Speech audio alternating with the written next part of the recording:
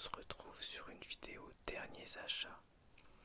Alors j'ai pas mal de choses à vous présenter, donc on va commencer tout de suite avec un vinyle, mais pas n'importe lequel. Il s'agit de Nirvana, le live MTV Unplugged in New York, qui fait partie de mes albums préférés, que j'ai beaucoup écouté en CD. Et il y avait dernièrement une promotion dans le Carrefour près de chez moi, 50% de réduction sur les vinyles. Et du coup, ça m'a laissé ce vinyle incroyable de Nirvana pour seulement 5 euros. Donc franchement, très content. En plus, comme vous allez le voir par la suite, j'ai pris beaucoup de lectures. Et du coup, c'est un album, enfin un live plutôt, parce que c'est pas vraiment un album, c'est un concert acoustique qui est parfait pour lire en même temps, tranquillement, assis ou allongé dans son canapé. Donc voilà, je vous montre le dos du vinyle avec des images du concert que je pense vous pouvez trouver sur YouTube sans doute, et la tracklist. Donc très très très content d'avoir pu le trouver à 5 € seulement. Ensuite on continue avec 2 Blu-ray trouvés en magasin cash. Donc on a déjà Zulu pour 1,99 €. Bon, malheureusement, comme vous le voyez, il y a une étiquette dégueu que je n'ai pas encore enlevée. C'est un thriller avec Orlando Bloom et Forest Whitaker que j'ai beaucoup aimé. Un film de Jérôme Salle. Je vais vous lire le synopsis et après je vais vous dire pourquoi j'ai bien aimé. Alors, désolé pour la lumière. Cape Town, Afrique du Sud. Voilà, on va faire comme ça. Si on met bien en face, ça passe. Cape Town, Afrique du Sud, une étudiante est sauvagement assassinée. Brian Epkin et Ali Sokela, deux flics aux méthodes peu conventionnelles, mènent l'enquête et ne tardent pas à mettre au grand jour un trafic de drogue, mêlant des gangs ultra-violents à une puissante organisation dont les agissements remontent aux heures les plus sombres de l'apartheid. Donc c'est adapté d'un livre que j'avais mais que je n'ai d'ailleurs pas lu. Et c'est vraiment un bon film. Bon, apparemment, contrairement au livre, c'est un peu plus en surface, mais bon, c'est normal, il ne dure que 1h40. Mais c'est très violent, plein de surprises. Orlando Bloom est loin des rôles aseptisés qu'il a pu avoir dans le passé.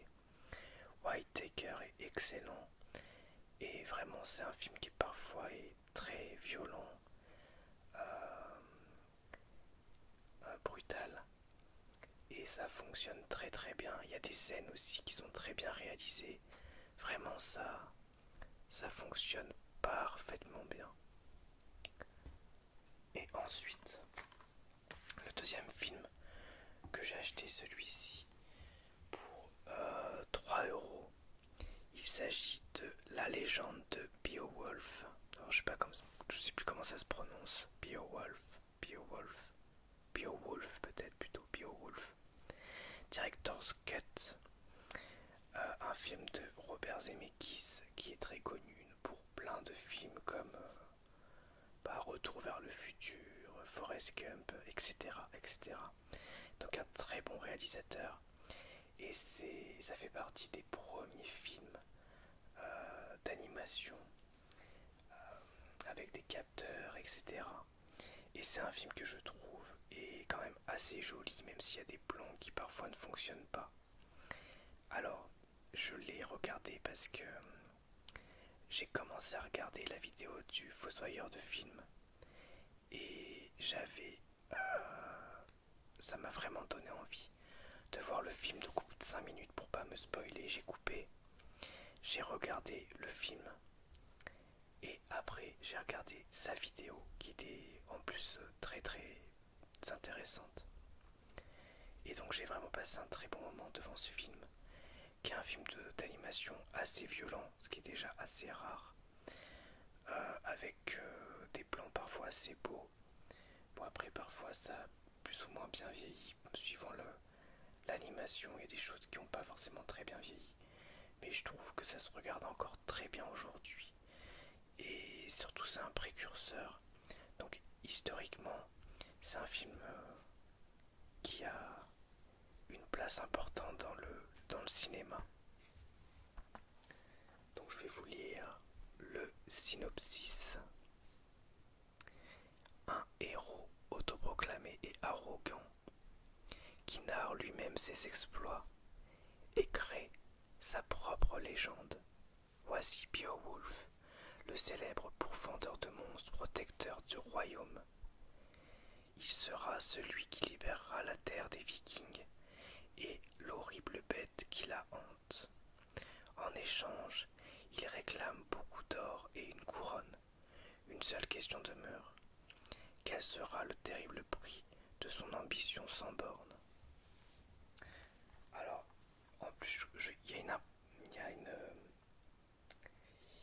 y a une erreur dans le synopsis, mais bon, je vous laisse regarder le film pour le voir. Parce qu'en fait, il réclame pas réellement la couronne, en fait, mais bon, bref. Ça, je vous laisserai le regarder. Et en bonus, alors c'est vrai que j'ai pas dit les bonus, les diverses étapes de la production de Beowulf, la légende, préparer le voyage, les origines, le dessin et la création des créatures et des monstres, la magie, la création, les scènes supplémentaires. Et sous en bonus, on a juste le making of qui dure une trentaine de minutes. Ensuite, on a du comics. Alors, je commence par les plus gros pavés. Il s'agit d'une collection à 4,90 comme vous pouvez le voir ici. Voilà, je fais une petite mise au point. Une collection donc à 4,90 dont j'avais parlé sur Twitter, de Urban Comics, de classique. Donc j'en ai acheté 5 puisque je possédais déjà le Harley Quinn, Superman Red Son, La Cour des Hiboux, Silence et le Chevalier Noir. Donc j'ai pris les 5 autres et on commence avec Batman White Knight. Alors, je ne sais pas si je le prononce correctement, mais vous ne m'en voudrez pas, vous savez que l'anglais, ce n'est pas du tout mon point fort. Alors, je vais vous montrer un petit peu. Donc là, on peut voir le Joker. On voit un Batman qui est enchaîné ici. Et je vais vous montrer un dessin. Parce que il y a un style particulier qui, je trouve, fonctionne très bien et très beau. Voilà, je vais essayer de vous trouver un dessin assez cool, assez représentatif. Si possible, pleine page. Ça serait cool. Vous allez voir ça. Voilà, bon, là je vous spoil pas, par exemple, je vous montre juste un dessin de Batman. Voilà. Vraiment très sympa. Donc, c'est un comics que j'ai beaucoup aimé. Alors pourquoi est-ce que j'ai beaucoup aimé? Déjà ça prend un peu à contre-pied ce qu'on a l'habitude de voir sur Batman. Donc je vais vous expliquer pourquoi. C'est le Joker donc, qui est poursuivi par Batman, qui le pousse à bout en fait. Et un Batman qui est déjà bien torturé et violent.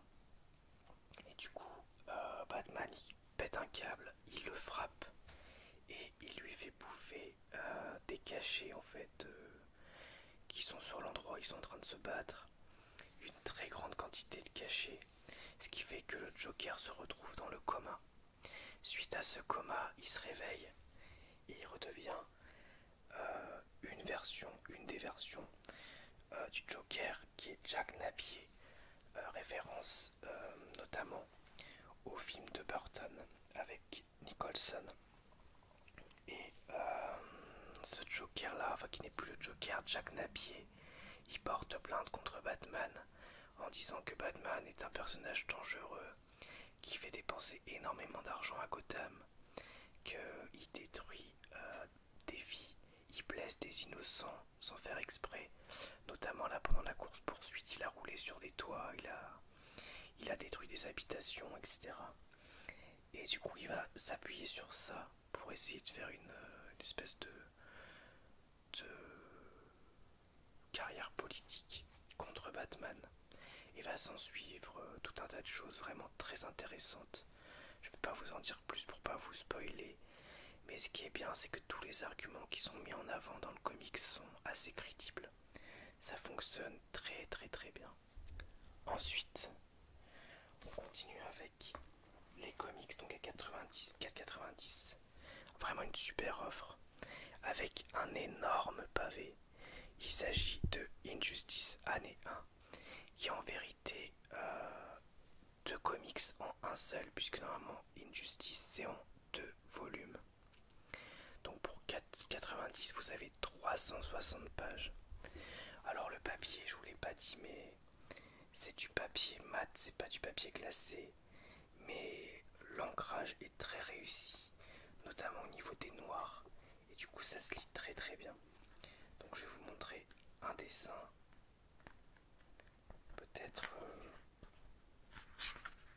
la première page. Je vais vous montrer la première page. On voit un Batman qui regarde Gotham City, qui est complètement sous la dictature de Superman, mais je vais vous expliquer pourquoi. Donc vraiment un très beau et très bon comics. J'ai pris un pied fou à le lire, j'ai adoré. Alors pourquoi est-ce que j'ai adoré? Déjà, ça mêle énormément de personnages de DC, mais ils ont tous une importance. Donc déjà c'est vachement bien. Ensuite il se passe énormément de choses plus folles les unes que les autres. Donc ça aussi c'est très très réussi et très agréable. D'un chapitre à l'autre, on est de plus en plus émerveillé.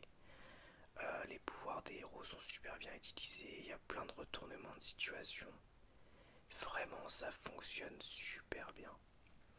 Donc qu'est-ce que c'est l'histoire d'Injustice? Je peux pas vous dire vraiment le pourquoi du comment, mais en gros il s'est passé quelque chose de terrible. Et Superman est devenu un dictateur sur l'ensemble du monde. Ça se passe donc, en fait, ça se passe avant le jeu vidéo. Injustice, le jeu vidéo, se passe 5 ans après ce comics. Donc il y a 5 comics de Injustice avant d'arriver au jeu vidéo, qui explique l'arrivée au pouvoir, l'ascension au pouvoir de Superman, comment on en est arrivé là. Et vraiment, cette année 1, elle est incroyable. Et ça m'a donné envie de lire la suite. Donc vraiment, un très bon comics que je vous recommande. Pour 4,90, 360 pages, incroyable. C'est vraiment... je vous conseille vraiment de vous jeter dessus. Les trois autres, je ne les ai pas encore lus. Donc on a Joker, le deuil de la famille, qui en vérité est une œuvre purement Batman. Il me semble que c'est Batman tome 3, le deuil de la famille. Mais c'est aussi... Enfin, j'ai lu que le début, mais c'est un comics que j'ai trouvé pour l'instant sur les 3 premiers chapitres très bon aussi, assez violent, avec un Joker très très très perturbé, comme vous pouvez le voir. Là il a réagrafé son visage, etc. C'est une version récente du Joker, très violent, très perturbé, très chaotique, et pareil, vraiment un classique récent, on va dire. Ensuite, on a Justice League, la promesse. En vérité, le nom d'origine, je crois, de ce comics, c'est juste Justice. Mais bon, comme ils voulaient peut-être pas faire quelque chose en lien avec Injustice, ils ont appelé La Promesse pour cette édition. Pourquoi pas?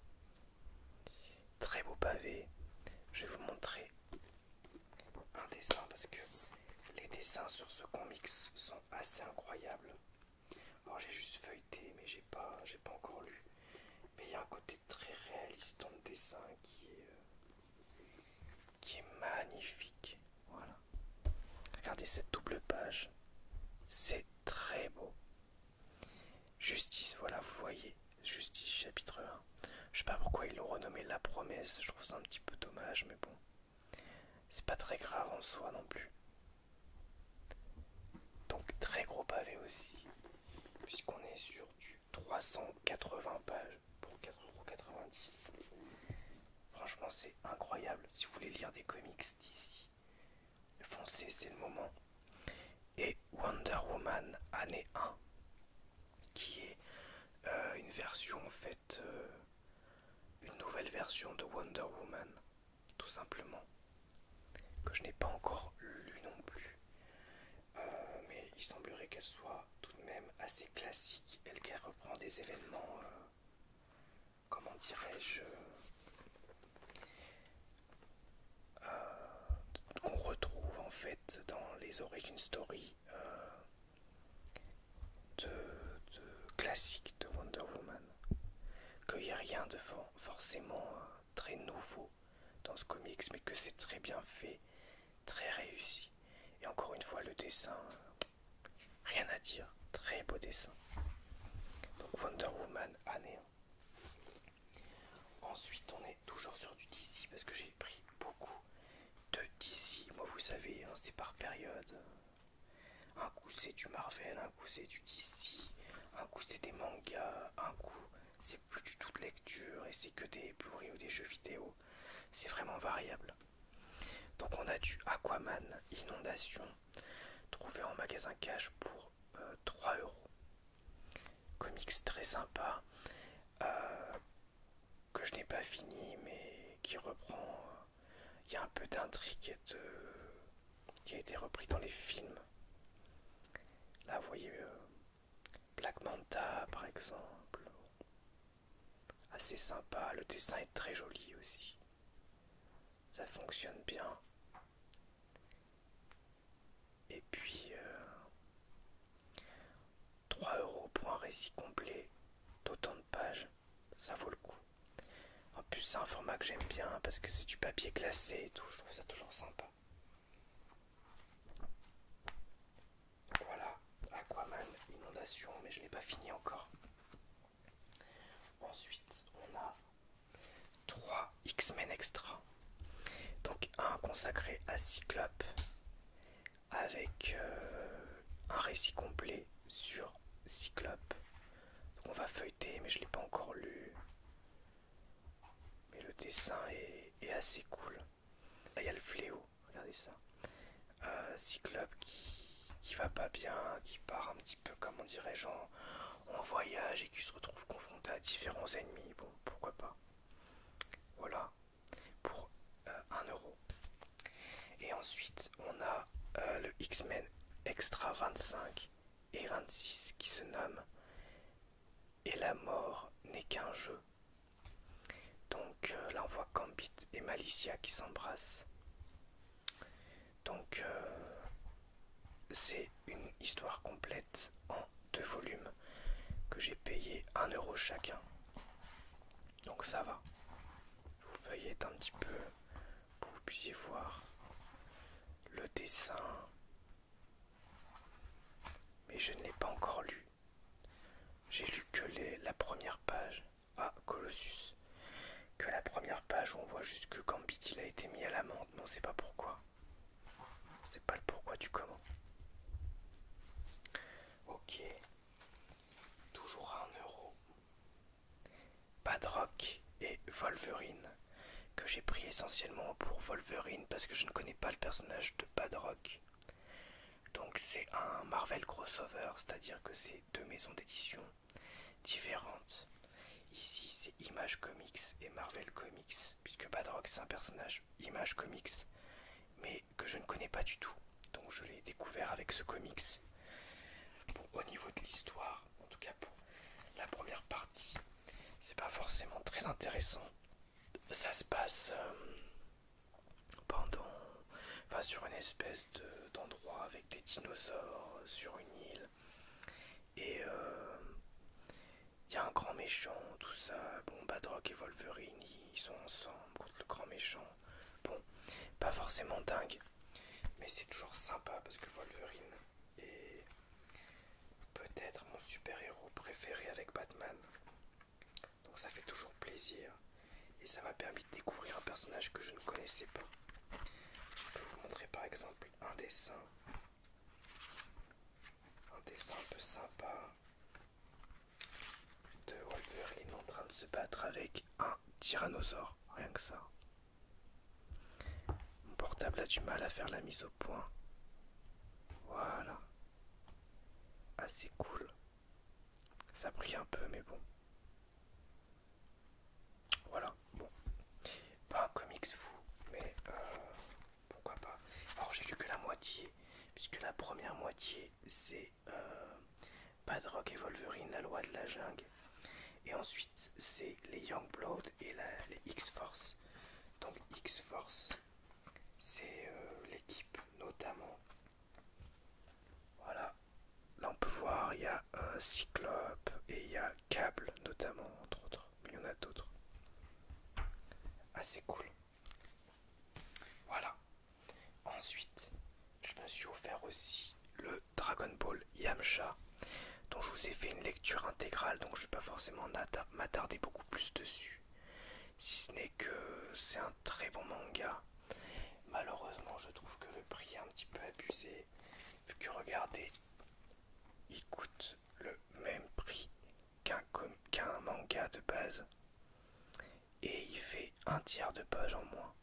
Donc ça c'est un petit peu abusé. Ils auraient pu le mettre, je sais pas, 5 euros peut-être, un petit peu moins cher. Mais bon, c'est une œuvre vraiment rigolote. Je vous invite à aller regarder ma vidéo dessus si ça vous intéresse.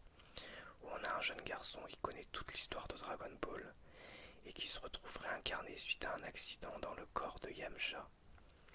Et du coup, il va tout simplement, comment dirais-je, il va tout simplement essayer de gagner en puissance et de passer outre les problèmes que Yamcha a pu avoir dans Dragon Ball. Assez sympa. Et ensuite on a 4 tomes de Dragon Ball Super qui sont là. Le tome 7, voilà, avec une très belle couverture. Le tome 8, le tome 9 et le tome 10.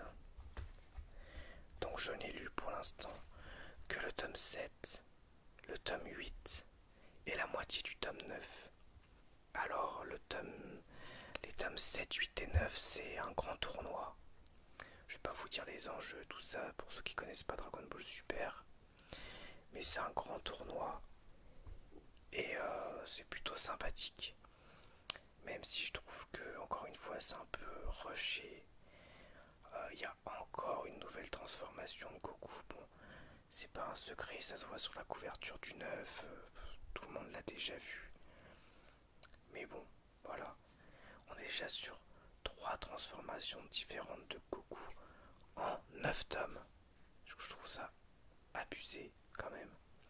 Mais hormis ça, j'ai passé un très agréable moment sur la lecture du 7, 8 et surtout de la moitié du tome 9 qui a l'air de partir sur un arc quand même plutôt sympa. Donc ouais, pourquoi pas, écoutez, c'est cool. Donc voilà pour cette vidéo derniers achats. J'espère que vous avez passé un bon moment. Je fais peu de vidéos en ce moment parce que je suis vraiment épuisé et fatigué. J'ai pas très envie d'enregistrer. J'espère que vous m'en voulez pas et que vous comprenez. Là je filme avec un nouveau téléphone. J'ai encore un petit peu du mal à m'adapter à ce que le téléphone il fasse vraiment bien ce que j'ai envie. Mais j'espère quand même que vous aurez passé un bon moment. Et je vous dis à bientôt pour une nouvelle vidéo ASMR. Au revoir, merci à tous, à bientôt.